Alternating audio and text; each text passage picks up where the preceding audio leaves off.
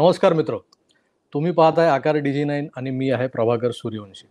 सकाळीच मी एक जो व्हिडिओ केला ज्यात महाभारताचा दाखला देत संजय, महाभारतातला संजय आणि संजय नावाचा हत्ती या दोन जातक कथा मी तुम्हाला सांगितल्या होत्या. त्या आडून जे मला सुचवायचं होतं की आपले विश्वप्रवक्ते, शिवसेना नेते आणि सामनासारख्या विश्वविख्यात दैनिकाचे संपादक संजय राऊत ज्या पद्धतीनं धुमाकूळ घालतायत, त्यांचा जो वाचाळवीरपणा सुरू आहे, त्यावर सहसा कोणाचं लक्ष जात नाही की कोणी दुर्लक्ष, जाणून बुजून दुर्लक्ष करतंय, अशी परिस्थिती समाजात निर्माण होत असताना वकिलांच्या संघटनेने, बार असोसिएशनने एक त्यावर अर्ज दाखल केला आहे chief justice of Mumbai, Mumbai हायकोर्टाकडे. त्यात काय काय केलं, म्हणजे त्यांनी मागण्या केल्या आहेत या संजय राऊतांवर कारवाईसाठी. त्या संदर्भात चर्चा करण्यासाठी आज आपल्यासोबत ॲडव्होकेट निलेश ओझा आहेत.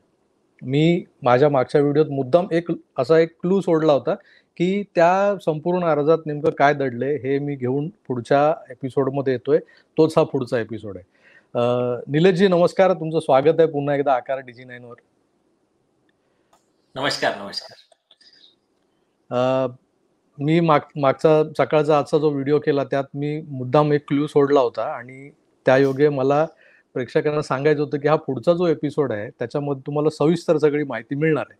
तर ही माहिती मी देण्यापेक्षा याचिकाकर्त्यांचे वकील किंवा हा अर्ज ज्यांनी दाखल केला आहे त्यांनीच याबद्दल सांगावं असं मला फार म्हणजे प्रकर्षाने वाटत होतं. म्हणून मी तो भाग मुद्दाम राखीव ठेवला होता की या अर्जात नेमकं तुम्ही काय मांडलंय आणि त्यातून काय मागण्या केल्या. तो व्हिडिओ मी बघितला, एकदम सुंदर, कॉमन मॅनला समजण्यासारख्या भाषेत शॉर्ट मध्ये आलेलं आहे सगळं. आता हे जे थोडस टेक्निकल जे आहे ते आता मी सांगतो त्याच्यामध्ये की ऍक्च्युअल काय आहे तक्रारीमध्ये. तर आता ही जी ऍक्च्युअल केस आहे, यांनी काय केलंय, यांनी सांगितलंय की देशाचे न्यायालय हे सुलभ शौचालय झाले आहे, सर्व न्यायाधीश भ्रष्ट आहेत आणि मेरिट संपलं आहे, न्यायालयांचं म्हणे मेरिट संपलं आहे आणि जे जजेस आहे सत्र न्यायाधीश ते जामीन प्रकरणामध्ये काही पैसे भ्रष्टाचार करण्याच्या उद्देशाने प्रकरण लांबत ठेवतात. म्हणजे सरळ सरळ की पैसे घेतल्याशिवाय जामीन देत नाहीत. आता त्याच्यामध्ये सगळ्यात पहिली गोष्ट, स्वतः यांचा संजय राऊतचा जामीन झाला जो होता, तर तो जामीन म्हणजे आता यांच्या म्हणण्यानुसार तो त्यांना मेरिटमध्ये मिळालेला नाही, त्यांनी पैसे देऊन घेतलेला आहे. सिंपल. हा एक भाग झाला. म्हणजे मग आता सगळ्यात पहिले यांचं जामीन रद्द करण्यात यावा, कारण ते करप्शन करून ऑर्डर घेतलेली आहे. खरं म्हटलं तर ते जे ऑर्डर जी आहे ना ती तशी फार अशी डाऊटफुलच आहे. त्यांना जी जामीन मिळालेली आहे त्याची आता चौकशी व्हायलाच पाहिजे. पण तो दुसरा एक मेन मुद्दा आहे, ते म्हणजे सिंपल मी सांगतो की माझं असं बिलकुल म्हणणं नाही की या राज्यातले, या देशातले सगळे न्यायाधीश एकदम 100% इमानदार आहे. बिलकुल नाही. जजेस भ्रष्ट आहेत, त्यांना कित्येकांना अटक झालेली आहे, कित्येक सस्पेंड झाले आहे, त्यांच्यावर कारवाई झाल्या आहेत. पण याचा अर्थ यांना असं काही लायसन्स नाही आहे हे म्हणण्याचं की सगळेच न्यायाधीश भ्रष्ट आहेत. ऍक्च्युअली असं म्हणून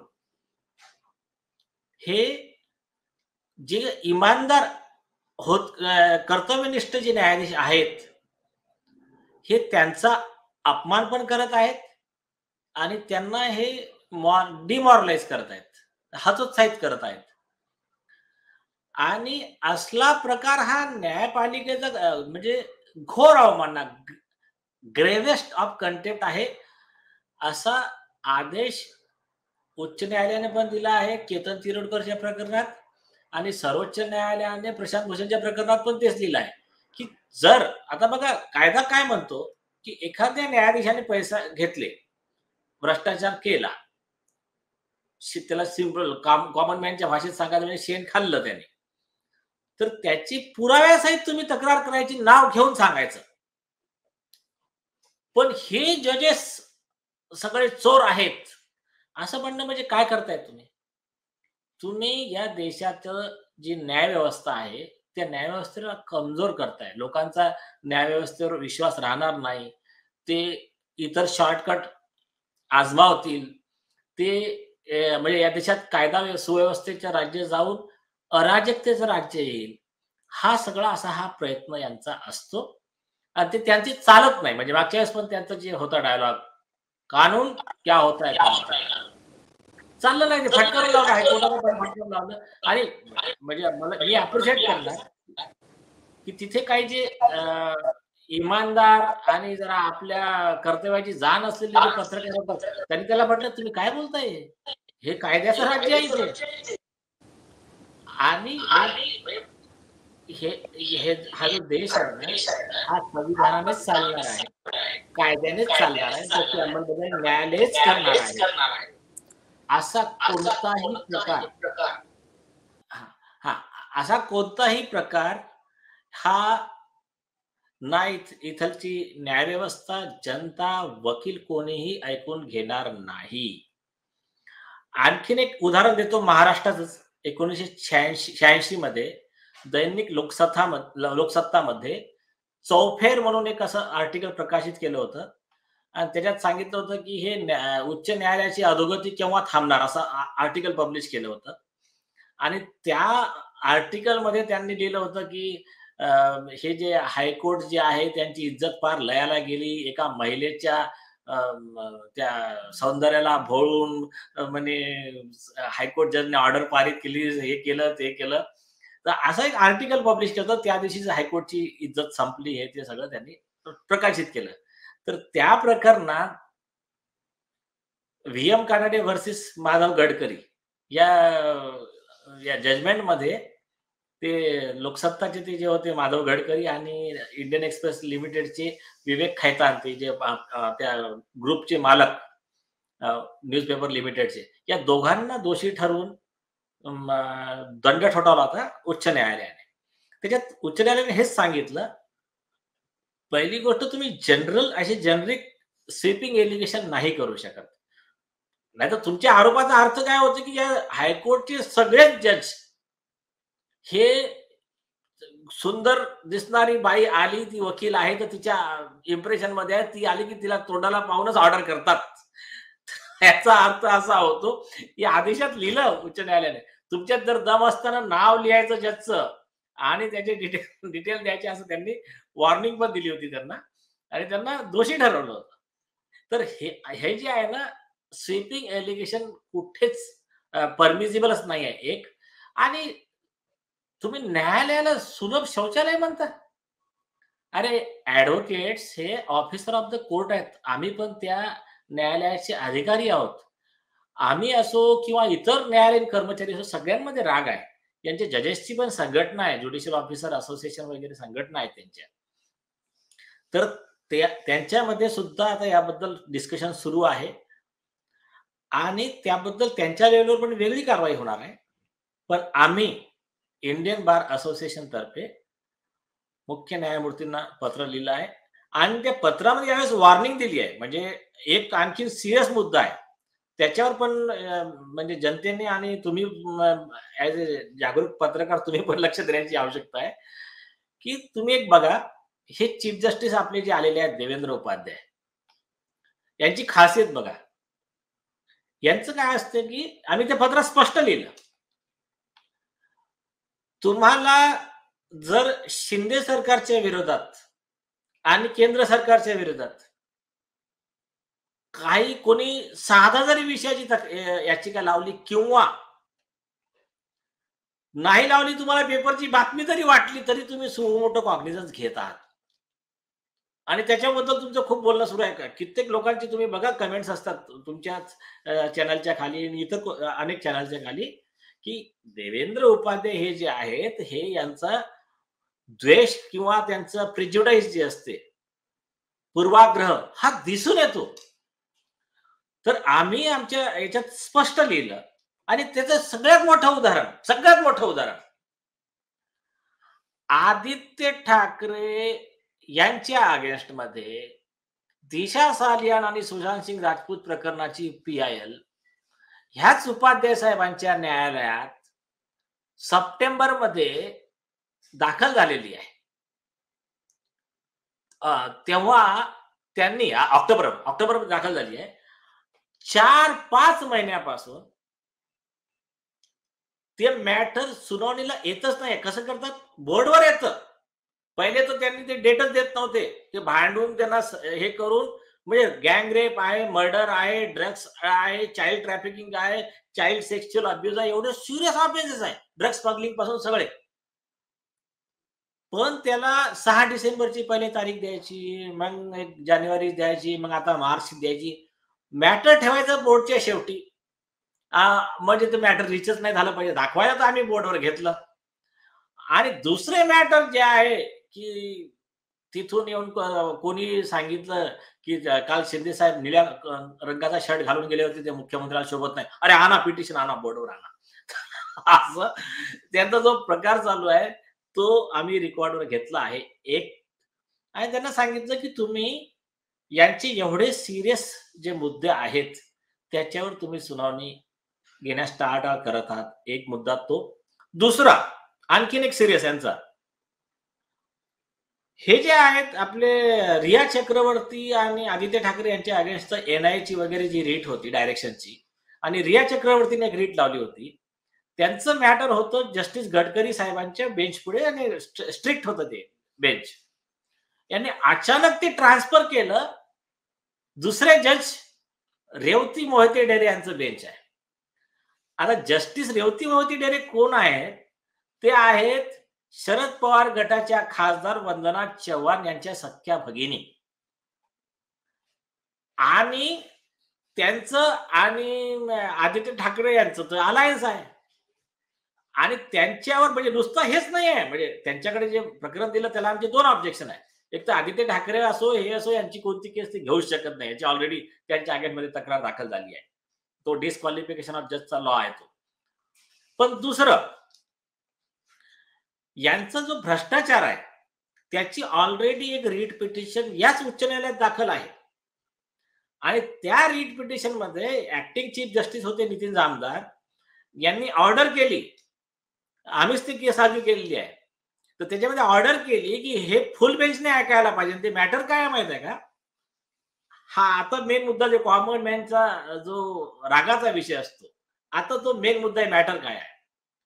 ICICI बँकेचे जी माजी अध्यक्षा होत्या चंदा कोचर आणि व्हिडिओकॉनचे वेणुगोपाल धूत 3,500 कोटीचा भ्रष्टाचाराची केस जी होती त्यामध्ये तिला जी अटक झाली होती, तर तिला ताबडतोब जामीन देण्याकरिता तिच्यावर आरोप होता सेक्शन 409चा जनतेच्या पैशाचा दुरुपयोग, अफरातफर, काय मिसअप्रोप्रिएशन ऑफ पब्लिक फंड. त्याच्यामध्ये शिक्षा आहे आजीवन कारावासाची. पण हिला जामीन देण्यासाठी ह्या रेवती मोहिते डेरे मॅडम ऑर्डर मध्ये लिहितात की या प्रकरणात 7 वर्षाच्या शिक्षेची जी आरोप आहेत, 7 वर्षाची शिक्षा आहे. आणि त्याच्यामध्ये आदेश कुमारचे गाईडलाईन जे आहे ते फॉलो झाले नाही, तिला नोटीस दिली नाही, म्हणून ही जे अरेस्ट आहे इलिगल आहे, म्हणून मी त्याला बेल देत आहे. तर ते त्यांचं जे हे खोटं लिहिलं होतं, फॉर्जरी ऑफ हायकोर्ट रेकॉर्ड झाली. नंतर दुसरे एक आमदार होते शरद पवार यांच्या राष्ट्रवादीचे, त्यांनी पोलीस स्टेशनच जाळलं होतं, म्हणजे हमला केला होता, लोकांना उकसवलं होतं, असं त्यांच्यावर आरोप होते पोलीस डिपार्टमेंटचे. त्यांच्यावर 307चा गुन्हा होता. त्या गुन्ह्यामध्ये खालच्या सेशन कोर्टाने बेल रिजेक्ट केली त्याच मुद्द्यावर. ते मॅटर यांच्याकडे आलं.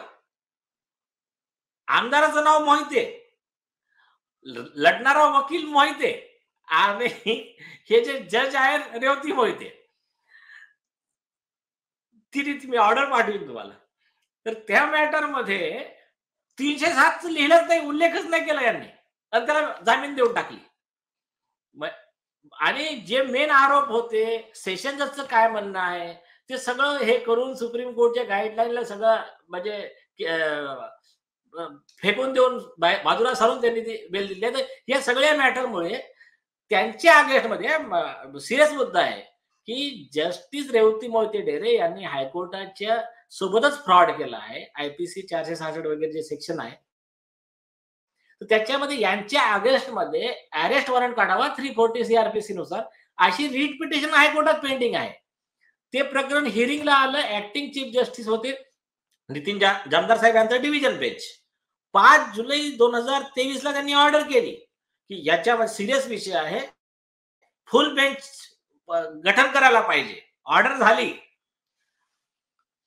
आणि त्यांनी सांगितलं की चीफ जस्टिस येत आहेत देवेंद्र उपाध्यायजी, त्यांच्या टेबलवर ठेवा, रजिस्ट्रीला ऑर्डर केली. आजपर्यंत 5 जुलै 2023 पासून आजपर्यंत फुल बेंचचं गठन केलं नाही आहे उपाध्याय साहेबांनी. आणि नियमाने यांना अधिकार आहे चीफ जस्टिसला की त्या जजचे सगळे कामं काढून घ्यायचे. जसे दुसरे CS कर्नल झाले, अलाहाबाद हायकोर्टचे जस्टिस शुक्ला झाले, यांचे कामं काढून घेतले होते. पण त्या जजचे कामं काढून घ्यायचं सोडून आदित्य ठाकरेची केस त्याच जजकडे, रिया चक्रवर्तीची केस त्याच जजकडे, असे कित्येक मॅटर त्याच जजकडे पाठवण्याचं काम या चीफ जस्टिस साहेबांनी केलंय. म्हणून त्या पत्रात ते सगळ्या गोष्टीचा उल्लेख केलाय आणि त्यांना सांगितलंय की हे तुमचा जो म्हणजे प्रकार आहे, तुमचे जे ऍक्ट ऑफ कमिशन ओमिशन आहे, तर त्याच्यामुळे तुमच्या विरुद्ध तुमच्या हेतूवर शंका घेण्यास आम्हाला वाव आहे. पण तो एक विषय बाजूला ठेवा. आता जे घडलं आहे, खालचे जे न्यायाधीश आहेत त्यांच्यामध्ये राग पण आहे आणि असुरक्षेची भावना पण आहे. कारण जर तुम्ही यांच्यावर कारवाई केली नाही संजय राऊतवर, तर कॉमन मॅनच्या मनात काय येईल की अरे बराबर वाटते, म्हणजे हे जज सगळेच चोर आहेत, जज सगळेच पैसे घेतात आणि हे करतात. आणि दुसरी गोष्ट, कोणताही मग ऑर्डर नाही दिली तर त्याला मग शंकेच्या नजरेने बघायचं. आरोपीच्या फेवरमध्ये नाही दिली तर शंका, फिर्यादीच्या फेवरमध्ये नाही दिली तर फिर्यादीपेक्षा शंकेत. मग जनतेच्या रोषाला न्यायाधीशांना समोर लागू शकते. याकरिता चीफ जस्टिसची ही जबाबदारी आहे असं सुप्रीम कोर्टाने दिली आहे की तुम्ही याच्यात कारवाई केली. मला एक मध्येच तुम्हाला थांबवतोय. हे तुम्ही तुमच्या सगळ्या पत्रात म्हणजे त्या अर्जात तुम्ही या सगळे मुद्दे मांडलेले आहेत. मुळात हा खेळ जो सुरू झालाय ना, म्हणजे संजय राऊत ज्या पद्धतीनं प्रिटेंड करतायत, म्हणजे हे न्यायालय कशी भ्रष्ट आहेत, न्यायाधीश कसे भ्रष्ट आहेत, त्यात तेच फसत चाललेत. मी जसं म्हणालो ना, तो हत्ती जो मद्य प्यालेला, दारू प्यालेला मदमस्त हत्ती आता उलटा फिरलाय. म्हणजे तो समोरच्या फौजेवर चालून जाण्याच्या ऐवजी आता तो उलटा फिरून आपलीच फौज मारत मारत मागे चाललाय. तर हे जे हा जो पॉइंट आहे ना, हा जो मुद्दा आहे, त्यात त्यांना ते कुठेतरी डिफेन्सिव्ह वाटतात मला. म्हणजे त्यांच्यावरच्या केसेस आणि या सगळ्या गोष्टी, आणि त्यामुळे जर हे न्यायाधीशांना किंवा न्यायालयाला थोडंसं दबावाखाली आणणं, हा काही प्रकार आहे का त्यामध्ये? येस आमच्यात त्याला आता याला 2 गोष्टी म्हणतात. एक तर सेल्फ गोल, म्हणजे तुम्ही म्हटले हत्ती परत फिरला, सेल्फ गोल स्वतःच्या इकडे गोल मारून टाकायचा. दुसरं, त्याचा ऍक्च्युअल जो त्याच्या मागची चाल जी आहे ना, त्या तक्रारीमध्ये सुरुवातीलाच लिहिलाय, पहिलाच पॅरेग्राफ तोच आहे. त्यांची चाल काय आहे की यांच्या अगेन्स्टमध्ये भरपूर केसेस आहे. म्हणजे केसेस म्हणजे थकून जाऊ आपण, ते एपिसोड करून थकून जाऊ, ते लोक ऐकून थकून जातील. एवढे भ्रष्टाचार आणि एवढे गुंडागर्दी यांची आहे. तर त्यातले मेन जे आहेत, मेन आहे तो ते पत्राचाळ झालं, त्याच्यानंतर ते खिचडी चोरी घोटाळा, त्याच्यानंतर ते दिशा सालियान ते murder, Sushant Singh murder, gangrape, drugs, ते हे जेवढे असे सिरियस गुन्हे आहेत, त्याच्यानंतर ते कंगना राणावतचं प्रकरण झालं, ज्याच्यामध्ये उद्धव ठाकरे आरोपी आहेत. असे खूप असे प्रकरण, खूप असे आरोप आहेत त्यांच्यामध्ये, आणि एवढे सिरियस आहेत. म्हणजे आता समजा मर्डरची केस असेल, गँगरेपची केस असेल, आणि एवढं पुरावेच चोरी केले, हे केले, सगळं म्हणजे डिस्ट्रॉय केले, टॅम्पर केले, असे आरोप असतील तर बेल तर शक्यच नाही. तर मग माहोल बनवायचा. माहोल काय बनवायचा? शिवाय देणं चालू करायचं न्यायाधीशांना. मग काय होईल? समजा जर यांना बेल नाही दिली तर मग आपला तेच रुदानी कार्यक्रम की बघा म्हणजे न्यायाची हत्या झाली, लोकशाहीची हत्या झाली, आम्ही पहिलेच म्हणत होतो हे न्यायालय त्यांच्या दबावाखाली आहे.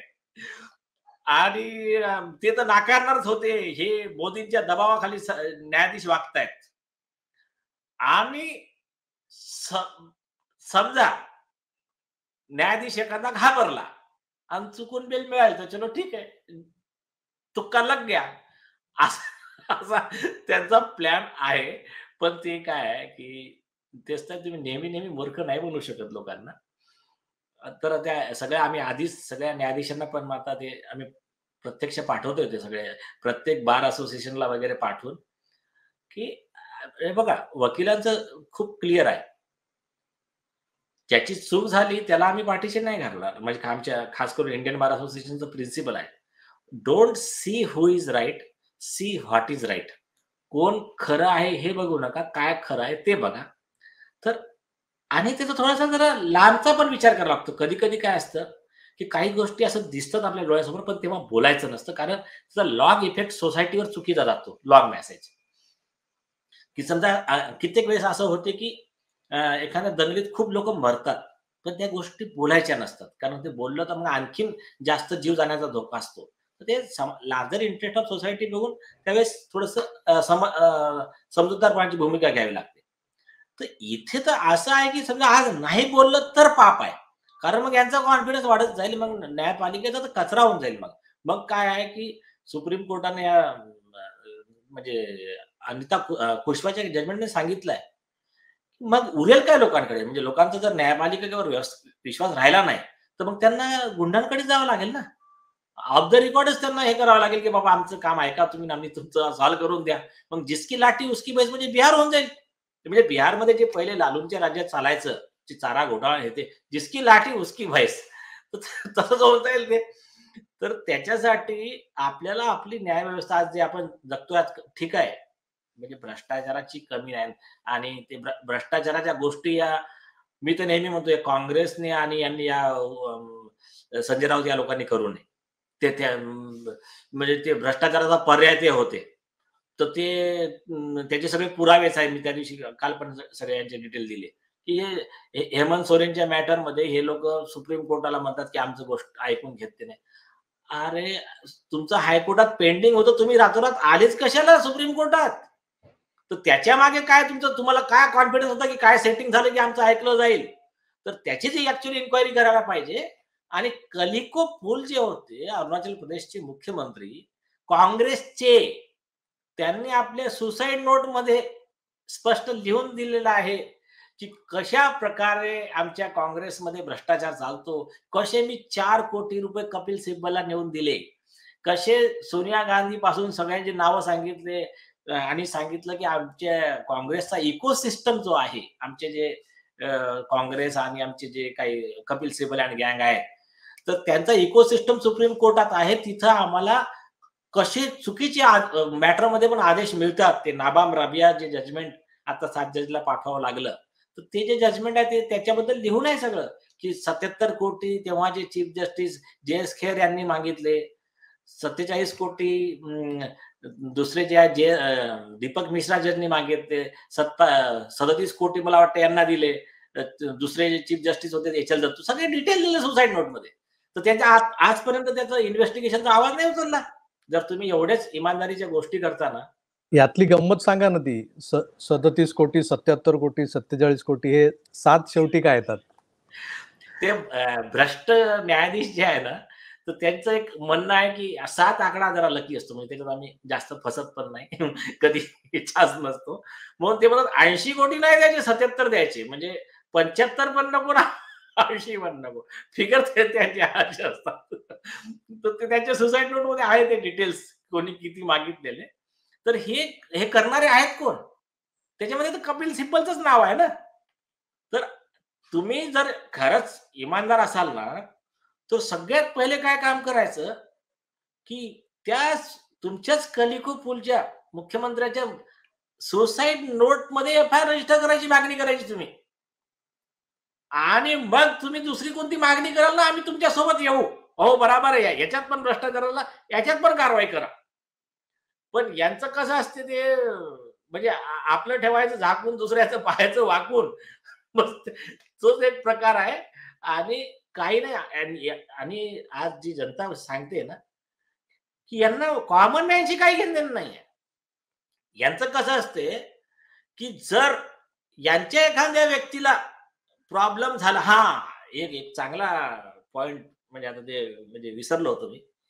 फक्त मला यांना डेफिनेशन विचारणं बाकी आहे, की यांचं काय असतं, की यांनी काही केलं आणि यांच्यावर जर कारवाई झाली, तर महाराष्ट्र धोक्यात.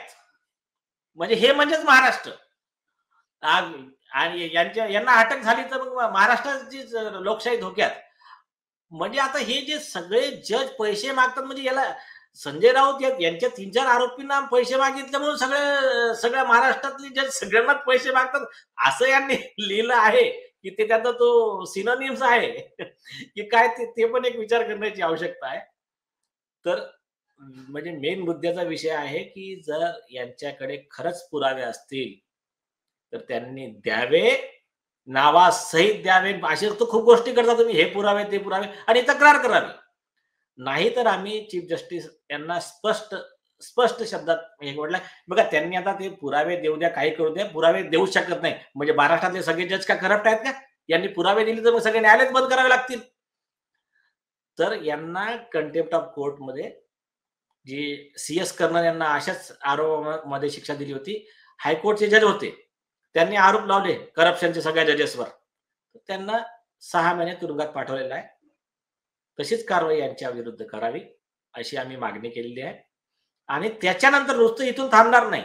आता ऍक्च्युली आता काम जे आहे, आता काम आहे फडणवीस साहेबांचं आणि राज्याचे महाधिवक्ता ॲडव्होकेट जनरल बिरेन सराफ साहेबांचं, की त्यांना आम्ही एक अर्ज ऑलरेडी दिला आहे, की याच्या व्यतिरिक्त तुम्ही पोलीस चौकशी पण चालू करा.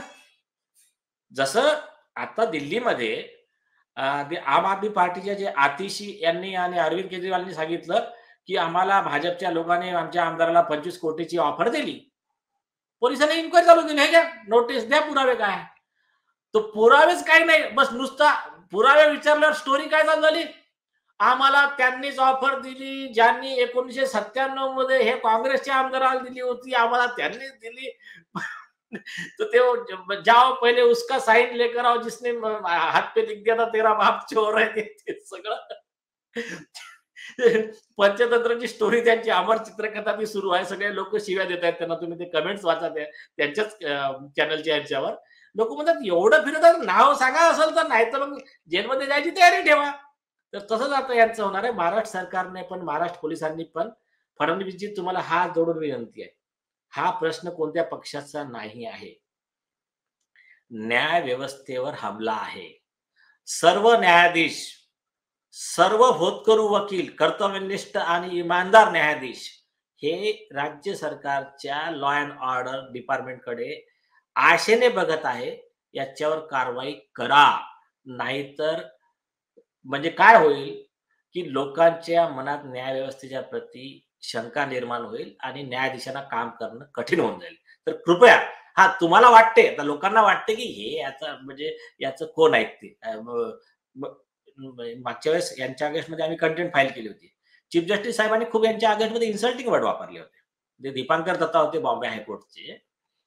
Indian bar association versus Sanjay Raut and others म्हणून पिटिशन होते. त्याच्यामध्ये संजय राऊत, रश्मी ठाकरे सगळे अक्यूज होते. कारण यांनी काय केलं होतं, तिथे सांगितलं होतं, की ही जी न्याय व्यवस्था आहे ही आमच्या सत्ताधाऱ्यांच्या बुटाखाली आहे. हे सगळं म्हणजे सुप्रीम कोर्ट वगैरे सगळं. आणि सेकंड काय वर्ड त्यांनी सांगितलं होता, की बॉम्बे हायकोर्टचा जो तराजू आहे, जो न्यायदेवतेच्या हातातला तराजू, हा भंगारातून विकत घेतला आहे. म्हणजे हायकोर्ट हे भंगार आहे. तर ह्याशी त्यांनी सरकारनामामध्ये वगैरे ते छापून आलं सगळं. आम्ही ते सगळे नेऊन कंटेम्प्ट पिटिशन लावली यांच्या अगेन्स्टमध्ये. तर त्यांचे जे वर्ड्स होते, त्यांनी सांगितलं, की our shoulders are big enough to shrug off such allegation, असं त्यांनी तेव्हा जे चीफ जस्टिस दीपांकर दत्तांनी सांगितलं होतं. त्याचा सिंपल भाषेत अर्थ सांगायचं, की हाती चले बाजार कुत्ते भोके हजार, आम्हाला असं फरक नाही पडत, असं कोणी किती भुकलं तर. आणि हे वर्ड सुप्रीम कोर्टाच्या जजमेंटमध्ये आहे. म्हणजे री मुळगावकरच्या केसमध्ये सुप्रीम कोर्टाने सांगितलं, डॉग मे बार्क कारवा मे पास. पण त्याच्यात सुप्रीम कोर्टाने सांगितलं की एक लिमिट असते, त्या लिमिटच्या बाहेर यांना जर वाटत असेल की आम्ही कायद्यापेक्षा मोठे आहे, त्यांना ठेचणं आवश्यक आहे, त्यांना शिक्षा देणं आवश्यक आहे. त्यांना हा मेसेज गेला पाहिजे की law is above you. Expectation of people from law are above your. आणि तुमचं जे काही तुम्हाला वाटतं ना की मी खूप मोठा आहे, तर त्यांना त्यांची अवकात दाखवणं आवश्यक आहे, असं सुप्रीम कोर्टाने लिहून ठेवलं आहे. म्हणूनच आम्ही देवेंद्र उपाध्यायजींना आम्ही विनंती केली की बघा, या कायद्यामध्ये तुम्हाला डिस्क्रिशन नाही की मी घेईन नाही घेईन, तुम्हाला याच्यात कारवाई करावीच लागेल. आणि समजा तुम्ही नाही केली तर आयपीसी 218 मध्ये सुद्धा तुमच्यावर कारवाई होऊ शकते. आणि section 2B 12 and 16 of contempt of court act नुसार जो जज अशा आरोपींवर कारवाई करण्यास टाळाटाळ करतो, जे डायरेक्शनचं उल्लंघन करून सुप्रीम कोर्टाच्या आणि हायकोर्टाच्या, तर त्याला पण 6 महिने तुरुंगवासाच्या शिक्षेची तरतूद आहे. आम्ही त्या पत्रात स्पष्ट लिहिलं आहे. आणि अपेक्षा आहे की आपला व्हिडिओ सरकार पण बघेल. म्हणजे मागच्या वेळेस बघून त्यांनी काही आपल्या सल्ले मानलेले पण आहेत आणि कामं काही पॉझिटिव्ह झालेले आहेत, भरपूर पॉझिटिव्ह झालेले आहेत. मागचा आपला तो कंगना राणावतचा व्हिडिओ बघून बीएमसीचे एवढे अधिकारी भेटायला आले, एवढ्या फाईल आणून दिल्या त्यांनी या इक्बाल पासून कित्येक लोकांच्या. अधिकाऱ्यांनी सगळ्यांनी बघितला तो खूप व्हायरल झाला तो व्हिडिओ. तर आजचा पण हा व्हिडिओ बघून सरकार त्यांच्यावर कडक कारवाई करेल, अशीच आम्हाला अपेक्षा आहे. संजय राऊतांची ही मोडस ऑपरेंडी आहे की कुठल्याही गोष्टीबद्दल, कुठल्याही व्यवस्थेबद्दल संभ्रम पसरवायचा आणि स्वतःची पोळी भाजून घ्यायची. तर हे राजकारणात ठीक आहे हो, पण आता हे सरळ सरळ न्याय व्यवस्थेवरती हा हल्ला आहे. आणि हा हल्ला आता चीफ जस्टिस यांनी गांभीर्यानं घ्यावा यासाठी बार असोसिएशन प्रयत्न करते, तुमच्यासारखे वकील प्रयत्न करतायत. आणि तुम्ही हाती घेतलेल्या बऱ्याच मुद्द्यांना यश आलेलं आहे. आणि त्यामुळे आम्ही तुमच्याशी संवाद साधत असतो वारंवार. तर हा जो काही मुद्दा आहे, जो सामना कोणी वाचत नाही म्हणतात, म्हणजे कुणाचं लक्ष जाणारच नाही, चला मग इकडे तो अंधारात नंगा नाच केला तर कुणाला कळतंय. हा जो काही त्यांचा खेळ आहे ना, तो आता उघड होतोय. म्हणजे कुत्ते भोकते और हाथी चलता हे सगळं ठीक आहे, पण कुत्तों को भोकने का भी कुछ लिमिट होता है. तर हे लिमिट आता संपलेलं आहे, हे कोर्टानेही न्यायव्यवस्थेनेही समजून घेतलं पाहिजे. आणि या अशा भटक्या कुत्र्यांवर योग्य ती कारवाई व्हायला हवी, त्यांची नसबंदी व्हायला हवी. आणि यासाठी सरकारने, म्हणजे गृह मंत्रालय आणि कायदा सुव्यवस्था ज्यांच्या हातात आहे, त्या देवेंद्रजींनी या बाबतीत कुठेतरी गांभीर्यानं पावलं टाकायला हवीत. ही मागणी आम्ही सातत्याने करतोय, या व्हिडिओद्वारेही करतोय. तर या मागणीचा सरकार विचार करेल, सकारात्मक विचार करेल. या नोटवर आमचा हा जो काही संवाद आहे तो आम्ही इथे थांबवतो. पुन्हा भेटूच. तर आपली काळजी घ्या आणि पाहत राहा आकार DG9. धन्यवाद. नमस्कार.